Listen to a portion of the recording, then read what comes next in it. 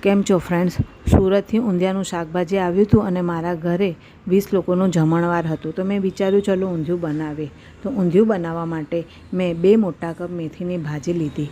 એની અંદર અડધો કપ ચણાનો લોટ નાખ્યો, 2 ચમચી ઘઉંનો કરકરો લોટ નાખ્યો, સ્વાદ અનુસાર મીઠું નાખ્યું, 1 ચમચી ભરીને હળદર નાખી, 2 ચમચી ભરીને ધાણા જીરું પાવડર નાખ્યું, થોડીક સાકર નાખી અને ઘણું બધું લીલું લસણ નાખ્યું અને 2 ચમચી જેટલું તેલ નાખી અને લોટને મસળી અને કડક મૂઠિયાનો લોટ બાંધીને તૈયાર કર્યો. ગોળ ગોળ મૂઠિયા બનાવીને રાખ્યા અને એને ગોલ્ડન બ્રાઉન થાય ત્યાં સુધી તળ્યા.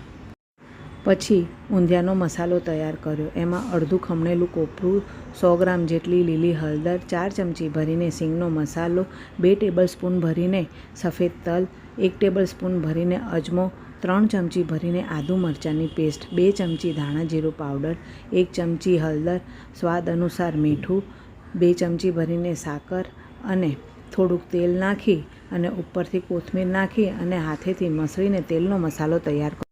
રીંગણા અને બટેટાના વચ્ચેથી 4 કાપા પાડ્યા અને બનાવેલો મસાલો રીંગણા અને બટેટામાં ભર્યો.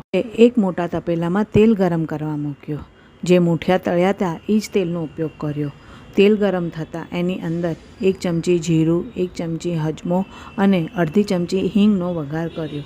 ત્યારબાદ મેં અંદર ફૂલેલી પાપડી, તુવેરના દાણા અને વટાણાને સાતળ્યા. પાપડી, વટાણા, તુવેર સતળાઈ જાય પછી બનાવેલો મસાલો જે વધ્યો છે એ પણ અંદર નાખી અને સાંતળી લઈશું. ત્યારબાદ ભરેલા રીંગણા, બટેટા, શક્કરિયા, કંદ, ગાજરને પણ તપેલામાં નાખી અને સરખુંથી મિક્સ કરી દઈશું. બધા જ શાકભાજી સરખા મિક્સ થઈ જાય પછી અંદર 1.5 લીટર જેટલું પાણી નાખી અને ઢાંકી અને એને અડધો કલાક માટે ચડવા દઈશું. બધા જ શાકભાજી ચડી જાય પછી બનાવેલા મૂઠિયા અને પાકા કેળાને તપેલામાં નાખીને ઢાંકીને 1 મિનિટ માટે પાછું ચડવા દઈશું.